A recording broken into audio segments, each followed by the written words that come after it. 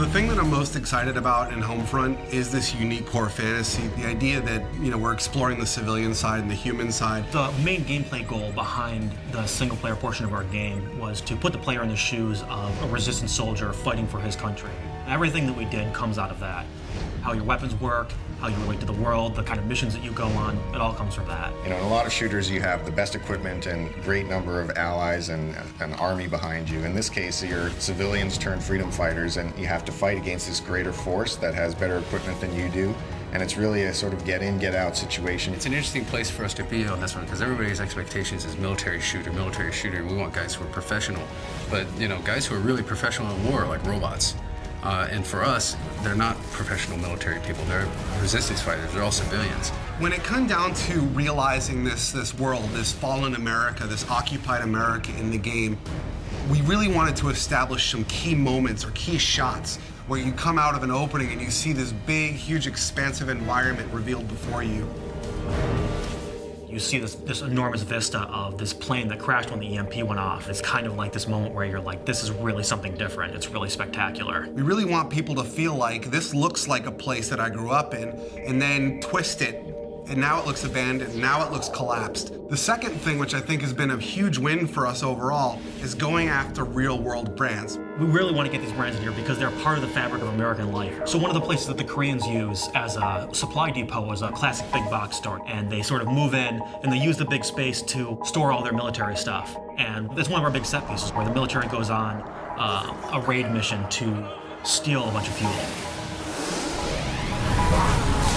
Consequence of violence is something that we're focusing on in the game. War is not a pretty thing, and there's not always lots of positive events that come out of it. It's actually very dark and tragic, and we want to show that element in Homefront, which you don't really get in a lot of shooters.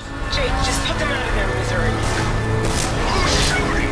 Let those bastards come! In an average FPS, you'll blow through 30 to 100 guys every 15 to 20 minutes or so.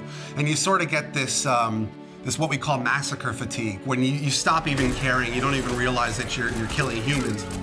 But what we're trying to do is really attach emotion to that it actually, there are consequences to violence. Please form a single file line and have your papers ready for inspection. How am I supposed to make the player feel or care about the fact that they're killing when that's the whole goal of the game? But that's really the fundamental crux of what we're trying to achieve.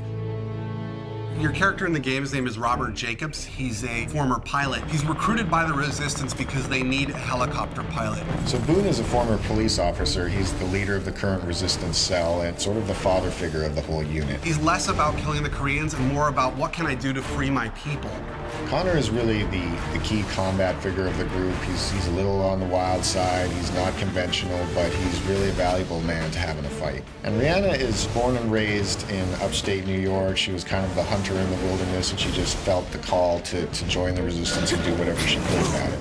The final character is Hopper, and what makes him really interesting is he's a Korean American, and he has scars on his face from race riots that happened in the early parts of the war.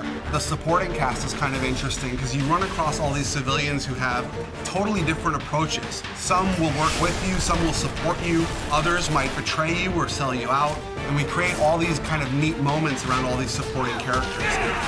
You're a guy who is caught up in this crazy scenario, fighting alongside other people who have no real training. So, you make mistakes. People get shot, people get hurt, people die alongside you. Fighting as a civilian with civilian and in an occupied America, that's really the core of what Homefront's all about, and that's really what we're set to deliver on.